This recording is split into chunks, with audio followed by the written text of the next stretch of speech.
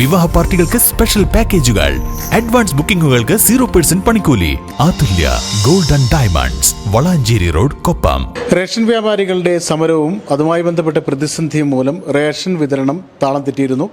കഴിഞ്ഞ ഒരു മാസക്കാലമായി റേഷൻ വിതരണം പൂർണ്ണമായും നടന്നിട്ടില്ല. ഏകദേശം 50% ആളുകൾ മാത്രമേ ജനുവരിയിലെ റേഷൻ വാങ്ങിയിട്ടുള്ളൂ. അപ്പോൾ താലൂക്ക് സപ്ലൈ ഓഫീസുമായി ബന്ധപ്പെട്ട ഉദ്യോഗസ്ഥരും സബ് കളക്ടറും ജനപ്രതിനിധികളും പങ്കെടുത്ത ഒരു യോഗം ഇവിടെ നടന്നിരുന്നു. ആ യോഗത്തിലെ തീരുമാനം ഇതാണ്: ജനുവരിയിലെ റേഷൻ വിതരണം 50% പൂർത്തീകരിക്കാത്തതിനാൽ ഫെബ്രുവരി 10 വരെ റേഷൻ വിതരണം നീട്ടണമെന്ന് ശുപാർശ ചെയ്തിട്ടുണ്ട്.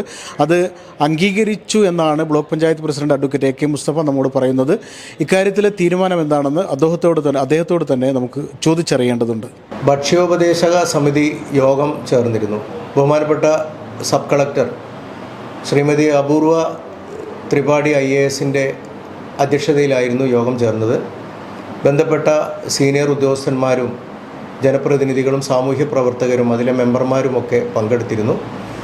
ഏറ്റവും പ്രധാനപ്പെട്ട ഒരു വിഷയം അവിടെ ഉന്നയിക്കപ്പെട്ടതും തീരുമാനമായതും ജനുവരി മാസത്തിൽ കരാറുകാരുടെ സമരം മൂലവും അതുപോലെ തന്നെ റേഷൻ ഡീലേഴ്സിൻ്റെ സമരവും കാരണം ഏതാണ്ട് 50% സാധാരണക്കാരും ദുർബലരുമായ ആളുകൾക്ക് റേഷൻ കിട്ടിയിട്ടില്ല. അപ്പോൾ അവർക്ക് അവരുടേതല്ലാത്ത കുറ്റം കൊണ്ട് റേഷൻ നിഷേധിക്കപ്പെടുകയോ അത് കിട്ടാതെ പോവുകയോ ചെയ്യാൻ പാടില്ല എന്ന് ശക്തമായി അവിടെ ഉന്നയിക്കുകയും അത് ആ ഒരു സ്പിരിറ്റിൽ തന്നെ സബ് കളക്ടർ ഉൾപ്പെടെ സിവിൽ സപ്ലൈസിൻ്റെയും അതുപോലെ തന്നെ താലൂക്ക് സപ്ലൈ ഓഫീസിലെ ബന്ധപ്പെട്ട അധികാരികളും ഉൾക്കൊള്ളുകയും ഫെബ്രുവരിയിൽ ആ റേഷൻ കൊടുത്തു തീർക്കാൻ ആവശ്യമായ ഒരു തീരുമാനം അവിടെ എടുക്കുകയും അത് ഒരു ശുപാർശയായി അതിൻ്റെ ബന്ധപ്പെട്ട ഉന്നതാധികാരികൾക്ക് അയച്ചു കൊടുക്കാനും വേണ്ടി തീരുമാനിച്ചിട്ടുണ്ട്.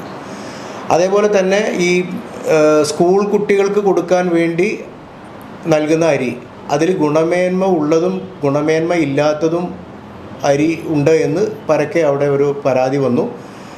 പ്രാണികളൊക്കെ ഉള്ള അരി വരുന്നത് പ്രത്യേകിച്ച് കുട്ടികൾക്ക് കൊടുക്കാൻ വേണ്ടി വരുമ്പോൾ അത് ഒഴിവാക്കാൻ വേണ്ടിയുള്ള ഒരു പ്രത്യേക ഗ്രേഡിങ്ങോ അതല്ലെങ്കിൽ ഒരു കാറ്റഗറൈസേഷനോ സാധ്യമെങ്കിൽ അത് നടത്താനും ഒരു ശുപാർശ എന്നുള്ള നിലക്ക് ബന്ധപ്പെട്ട അധികാരികളോട് ആവശ്യപ്പെട്ടിട്ടുണ്ട്. പെരിന്തൽമണ്ണയെ സംബന്ധിച്ചിടത്തോളം ഭക്ഷ്യോപദേശ സമിതിയുടെ ഒരു സാന്നിധ്യവും അതിൻ്റെ ഇടപെടലും വളരെയേറെ ആവശ്യമുള്ള ഒരു പട്ടണമാണ്.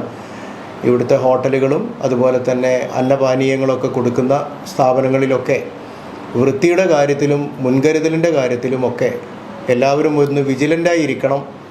അതിന് ഫുഡ് സേഫ്റ്റി ഓഫീസർ ഉൾപ്പെടെയുള്ള ആളുകളൊക്കെ ആരെയും ദ്രോഹിക്കാൻ വേണ്ടിയല്ല, പക്ഷേ ഒരു മുൻകരുതലില്ലെങ്കിൽ ധാരാളം ആളുകൾ ഭക്ഷണത്തിന് വേണ്ടി വരുന്ന ആശുപത്രികളുടെ നഗരം എന്ന നിലക്ക് മാത്രം അറിയപ്പെട്ടിരുന്ന പെരിന്തൽമണ്ണ ഇപ്പോൾ ഒരു ഭക്ഷണത്തിൻ്റെ ഡെസ്റ്റിനേഷൻ കൂടിയായി മാറുകയാണ്.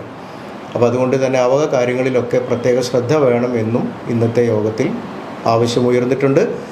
ജനപ്രതിനിധികൾ എന്നുള്ള നിലക്ക് അത് വളരെ ഗൗരവത്തോടു കൂടി കൈകാര്യം ചെയ്യാൻ ബന്ധപ്പെട്ട ഉദ്യോഗസ്ഥന്മാരോട് നിർദ്ദേശം നൽകുകയും ചെയ്തിട്ടുണ്ട്.